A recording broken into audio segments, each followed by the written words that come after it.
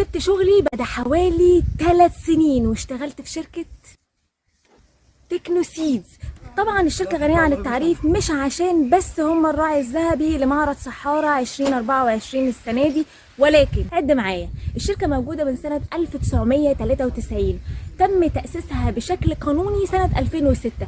الشركة متخصصة في أحدث أبحاث وإكثار وإنتاج تقاوي الذرة، ومنهم أصناف كتير جدا زي ياقوت 5 وجولد 21 وإف 16. قلت لكم الشركة فيها قسم الأبحاث وإكثار وإنتاج التقاوي على أعلى مستوى، وفي قسم للتسويق والدعم الفني عشان يساعد المزارع إن هو يوصل لأفضل صنف تقاوي في الأرض بتاعته يزرعها ويواجه الظروف زي اللي حصلت السنة دي والموسم اللي فات من حرارة وغيره ودوت الحشد وحاجات كتير جدا. فعايزة أقول لكم إن التيم بتاع الشركة شغال زي خلية